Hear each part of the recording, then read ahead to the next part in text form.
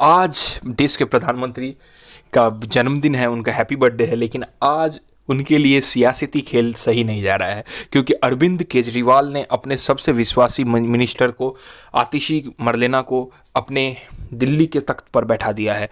और आतिशी अब acting chief minister के लिए 6 महीने, अब जब तक जनवरी फरवरी के बीच जब चुनाव होगा तब तक के लिए अब दिल्ली का जितना भी कार्यकाल है संभालेंगे। और आतिशी ने चीफ मिनिस्टर बनते ही सीधे सीधे केजरीवाल को रिस्टोर करने का एक बहुत बड़ा स्टेटमेंट दिया। सुनिए उन्होंने क्या कहा। विधायक और मैं अगले कुछ महीनों तक, चुनाव तक मुख्यमंत्री होने के नाते अब एक ही उद्देश्य से काम करेंगे कि हमें अरविंद केजरीवाल जी को फिर से दिल्ली का मुख्यमंत्री बनाना है। जब तक मैं इस बड़ी जिम्मेदारी को संभाल रही हूँ, मेरा एक ही मकसद रहेगा।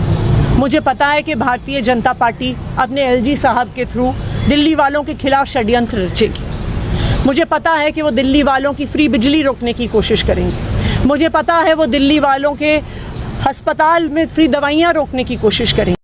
दोस्तों, आतिशी के बारे में अगर बात किया जाए तो वो मुख्यमंत्री, अब वो तीसरी मुख्यमंत्री बन गई हैं दिल्ली की जो महिला है। सबसे पहले हम जानते हैं शीला दीक्षित जैसे बड़ी पर्सनालिटी थी, उसके साथ साथ सुषमा स्वराज भी थी, लेकिन अब आतिशी मरलेना एक लगातार मतलब तीसरी मुख्यमंत्री हो गई हैं महिलाओं में, मतलब कद्दावर नेताओं के अंदर। और वो हाईली एडुकेटेड एक लड़की हैं, औरत हैं, जिससे ये पता चलता है कि अब भारतीय राजनीति में एडुकेटेड लीडर्स का प्रमोशन हो रहा है, जो कि पहले नहीं था। और हमारे देश में ममता बनर्जी के बाद वो दूसरी महिला मुख्यमंत्री अब करेंटली बन चुकी हैं।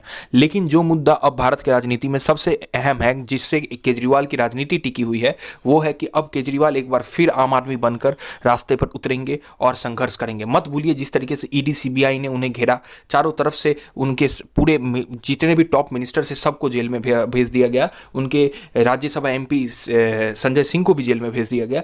अभी इससे यह पता चलता है कि केजरीवाल बहुत बड़े मुसीबत में थे, लेकिन अब किस तरीके से वो कमबैक करेंगे वो आतिशी ने खुद समझाया अपने दिए गए स्टेटमेंट में। सुनिए उन्होंने क्या कहा। पॉलिटिकल पार्टी से पहली बार चुनाव लड़के मुख्यमंत्री पद से इस्तीफा दे सकता था, ऐसे आदमी पर, ऐसे ईमानदार आदमी पर भारतीय जनता पार्टी ने भ्रष्टाचार के आरोप लगाए, झूठे केस किए, फर्जी केस किए, अपनी एजेंसीज ईडी को, सीबीआई को उनके पीछे छोड़ दिया, उनको झूठे मुकदमे में 6 महीने तक जेल में रखा। आखिरकार सुप्रीम कोर्ट ने उन्हें जमानत दी, और सुप्रीम कोर्ट ने सिर्फ उनको जमानत नहीं दी, सुप्रीम कोर्ट ने केंद्र सरकार के मुंह पे तमाचा मारा, उनकी एजेंसीज के मुंह पे तमाचा मारा। उन्हें कहा कि इनकी एजेंसीज, केंद्र सरकार की एजेंसीज एक पिंजरे में कैद तोते की तरह हैं, और अरविंद केजरीवाल जी की गिरफ्तारी गलत थी।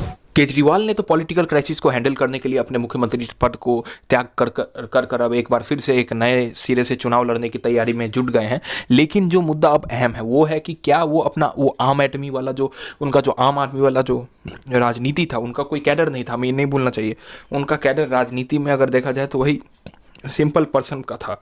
और क्या वो फिर से एक बार फिर वो अपना वो ब्लू वैगनर वाला पर्सनालिटी बनाकर दिल्ली में घूम पाएंगे या नहीं घूम पाएंगे, ये अहम मुद्दा है। क्योंकि मत बोलिए, दिल्ली के जनता ने अगर उन्हें बार बार लोकसभा में नकारा है तो विधानसभा में अपनाया भी है। और जिस तरीके की सीट्स, जितने सीट्स वो जीत पाए हैं, ये अपने आप में एक काबिल तारीफ, एक बहुत बड़ा अचीवमेंट है। तो क्या आने वाले दिनों में जो दिल्ली चुनाव होगा उसमें क्या बीजेपी को रोक पाएंगे केजरीवाल? अगर मुझसे पूछा जाए तो मेरा परसेप्शन है जी हाँ, रोक पाएंगे। क्योंकि हमें ये नहीं भूलना चाहिए कि दिल्ली के आज भी सबसे बड़े नेता केजरीवाल ही है। शीला दीक्षित के अलावा कांग्रेस के पास ऐसा कोई बड़ा नेता नहीं है जो सीधे सीधे लोहा ले सके केजरीवाल के साथ, और वो तो अब है नहीं।